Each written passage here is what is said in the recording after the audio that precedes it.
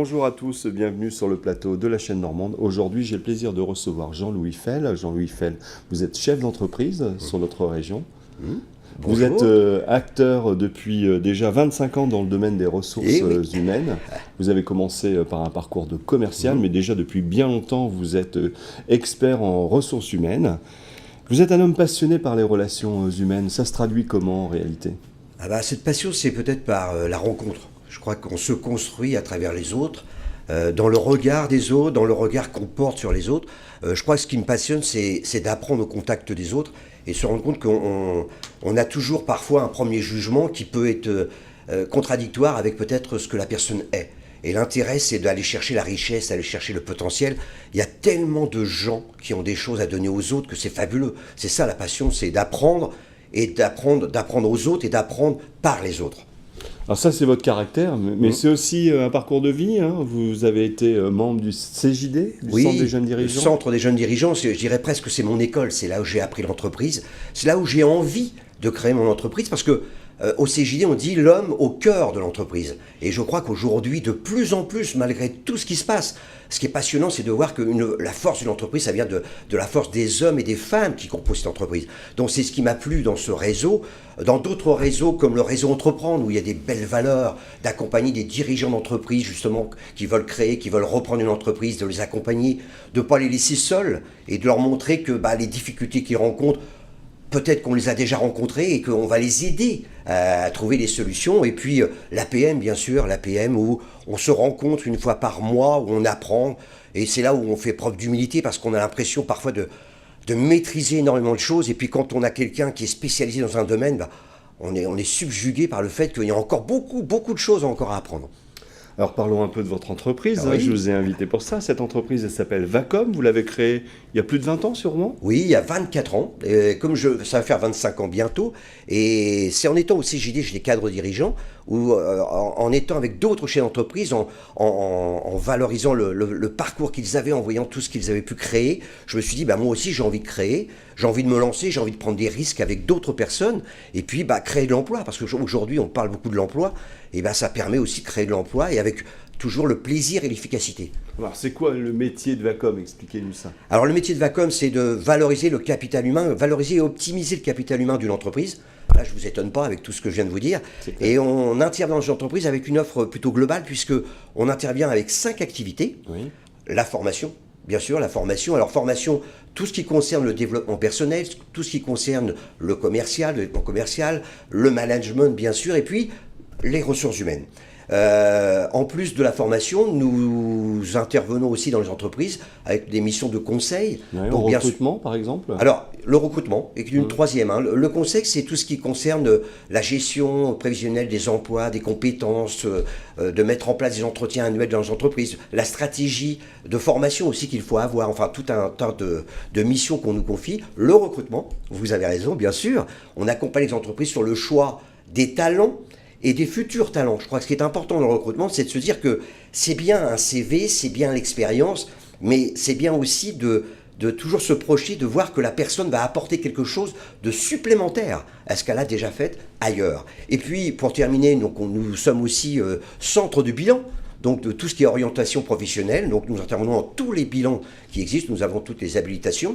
Donc accompagner des personnes qui veulent se relancer, qui veulent faire un point sur leur activité, se rendre compte qu'elles ont des tas de compétences qu'elles ne soupçonnent peut-être même pas, et de les aider vers ça. Et puis, le cinquième, peut-être le dernier créé, c'est le coaching. Le coaching, c'est d'accompagner quelqu'un et de l'aider à trouver en lui les solutions devant les problèmes qu'il rencontre. Alors votre entreprise, elle se développe plutôt pas mal.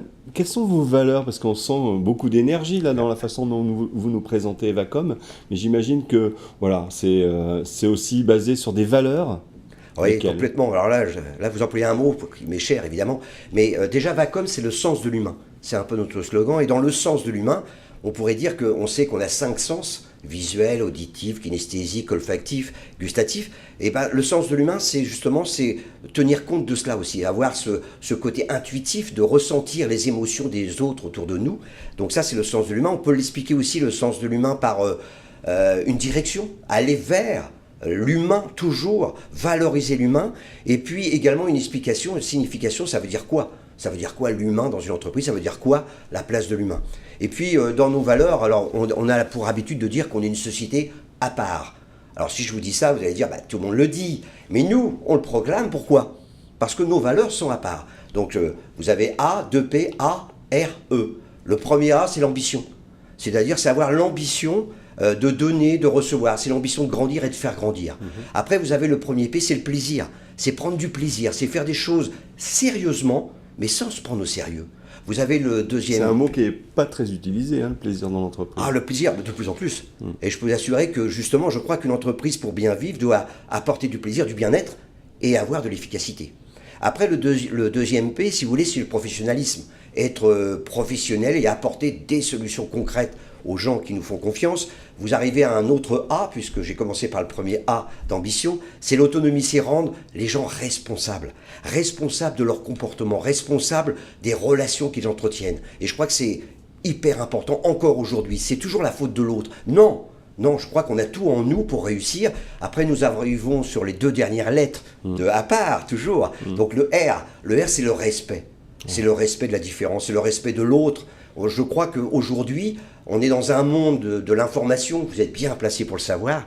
On écoute, ou en tout cas on a l'impression d'écouter, mais on n'écoute pas vraiment. C'est-à-dire qu'on attend que l'autre termine pour pouvoir expliquer pourquoi on est là et qu'est-ce qu'on a à dire, quel est le message. Je crois qu'il faut qu'on apprenne encore à écouter. Donc ça, c'est le respect de la différence. Et puis eux, c'est l'esprit d'équipe. Je crois qu'on ne peut rien seul. Je crois que c'est au contact des autres, c'est au contact des gens qui nous entourent que l'on grandit et qu'on accepte surtout d'avoir des gens différents de nous. Alors j'ai attendu justement que vous terminiez pour parler finalement. Vous voulez que je recommence sur à part parce que je peux vous le faire. On l'a bien compris, le à part. L'OPR, vous êtes aussi un inventeur finalement. Donc vous avez inventé un système d'analyse.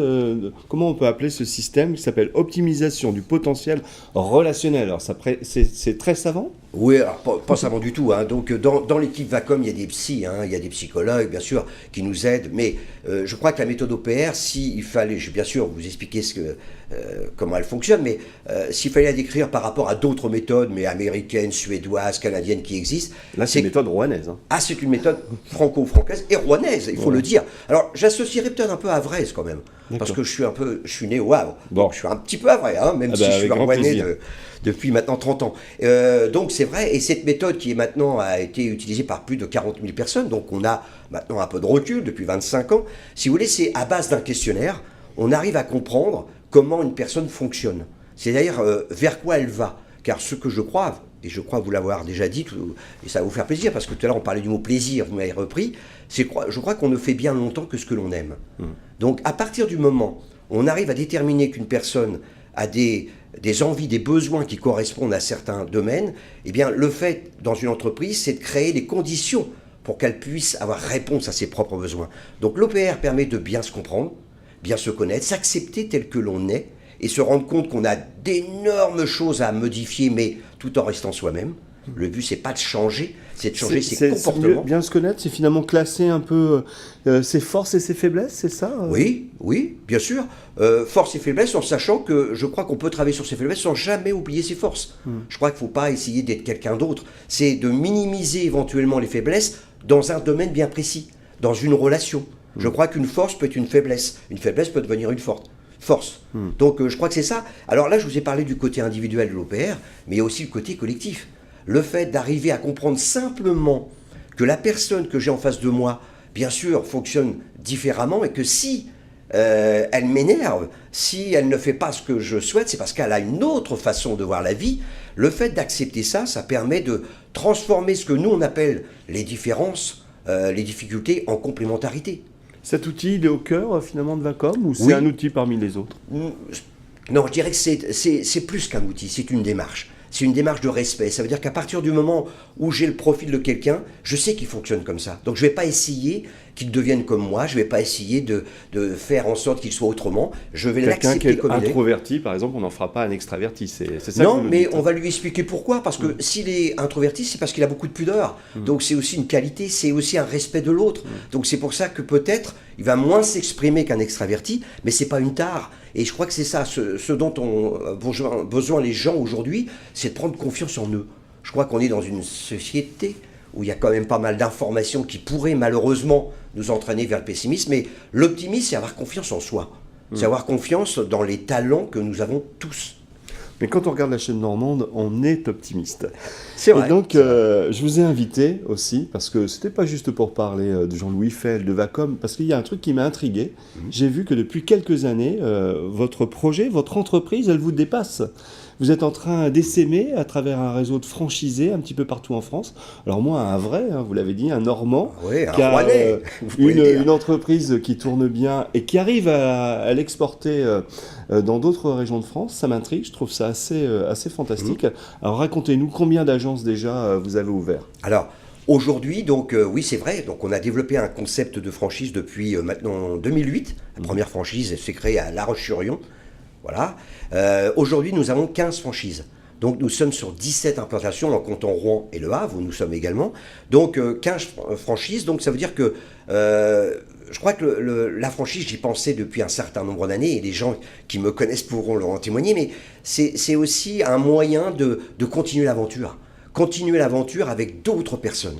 Je crois que j'ai tellement eu de plaisir à voir grandir autour de moi des personnes qui venaient d'entreprises différentes, avec des expériences différentes, et puis se passionner par les ressources humaines et tout ce que nous faisons. Je me suis dit, mais pourquoi pas le lancer ailleurs? Et les rencontres ont fait que j'ai eu envie, par des personnes que j'ai rencontrées dans d'autres régions, de dire pourquoi ne pas continuer l'aventure, donc avec le système de la franchise, qu'on pourra expliquer peut-être après.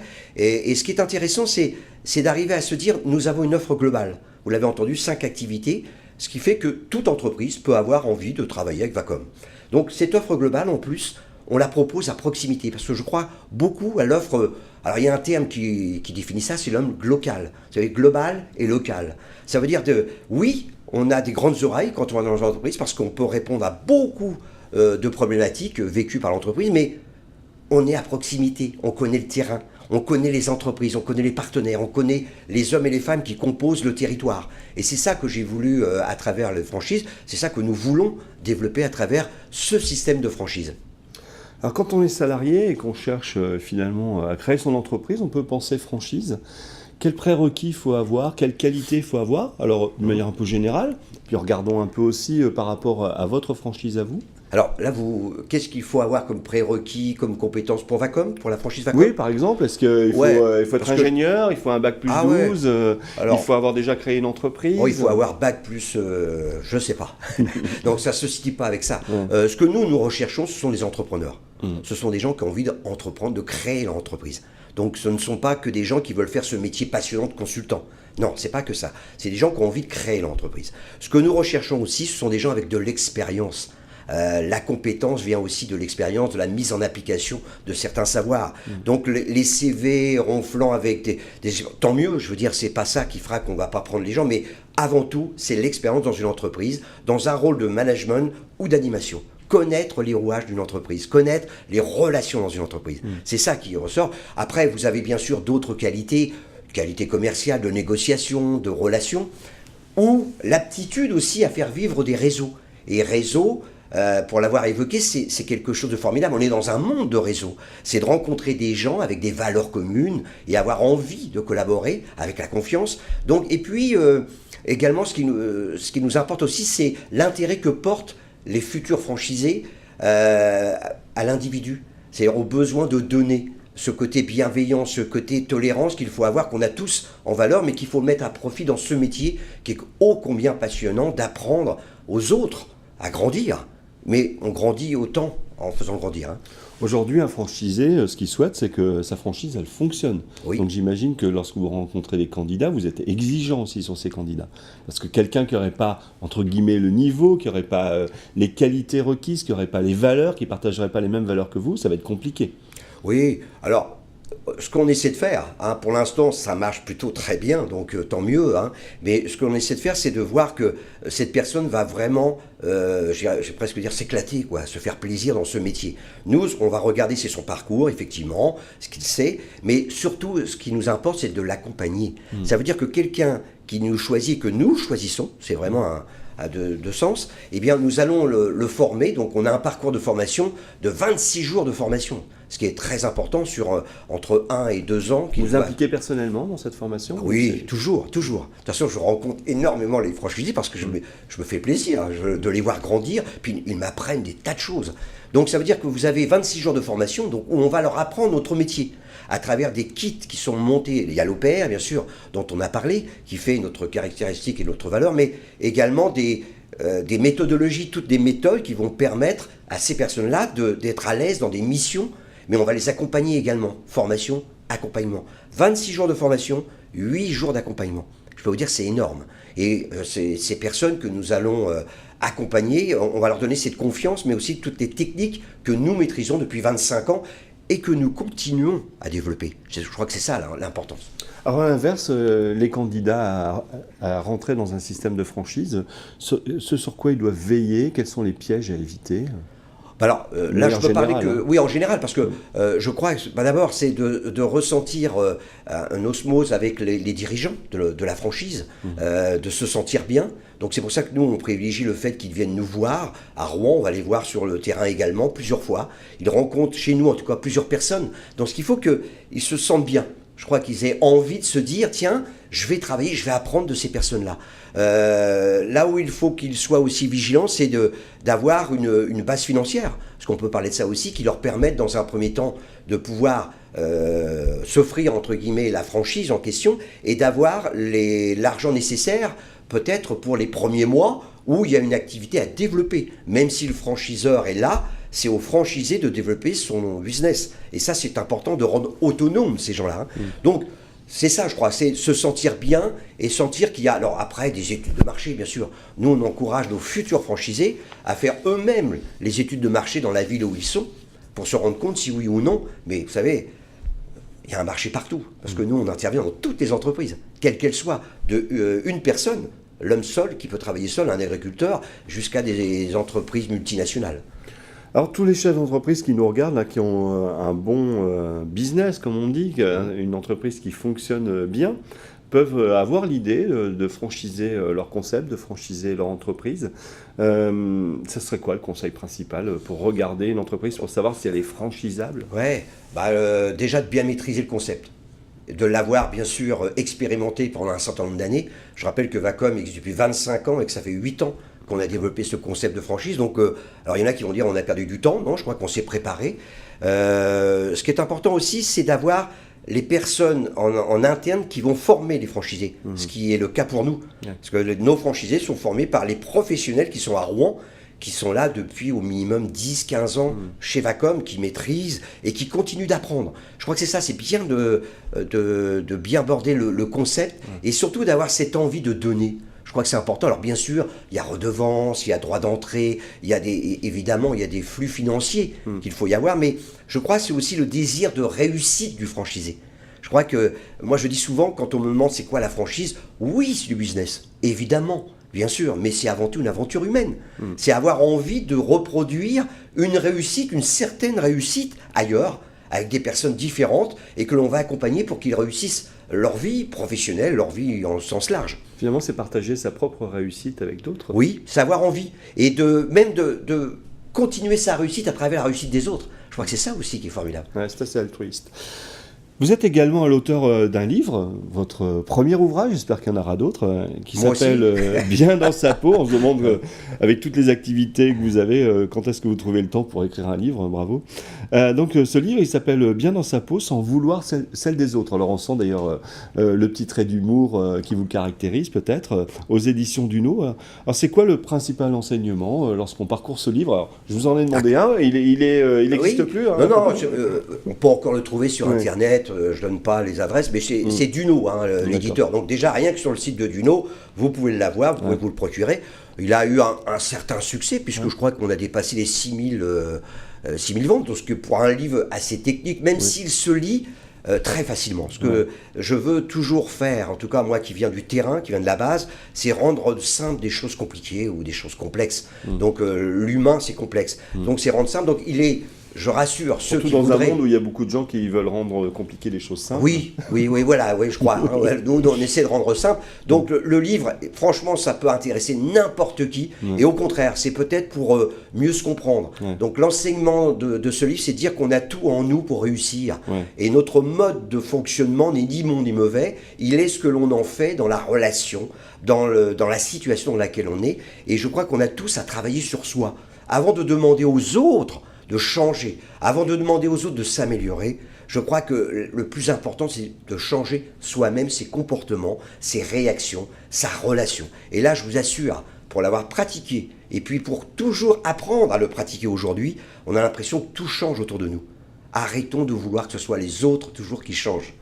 Donc réussir, c'est réussir soi-même et c'est pas marcher sur les autres. Ah non, non, c'est marcher avec les autres, à côté des autres et s'entraider. Enfin, moi, je crois beaucoup à cela. J'espère que vous l'aurez entendu et accepté, mais je crois qu'on ne réussit pas sans les autres. C'est pas possible. Jean-Louis Fell, je vous remercie beaucoup pour toutes ces informations, cette façon d'être que vous avez, qui était assez réjouissante et optimiste. J'espère que vous avez partagé ça avec nous sur la chaîne Normande. Je vous rappelle que vous êtes le dirigeant de Vacom et que vous êtes un franchiseur heureux. Oui. Heureux, un chef d'entreprise heureux, je crois qu'il faut le dire aussi aujourd'hui. Et puis merci à la chaîne Normande parce que c'est toujours agréable. J'étais déjà venu et c'est agréable de savoir qu'on a envie de partager ensemble. Vous avez envie de partager avec nous des réussites et tant mieux. Parce qu'il y a tellement de médias qui montrent des choses négatives. Ça fait du bien. C'est l'ADN de la chaîne Normande de montrer ce qui marche chez nous. Voilà, je vous souhaite une très bonne fin de journée et merci pour votre fidélité sur la chaîne Normande.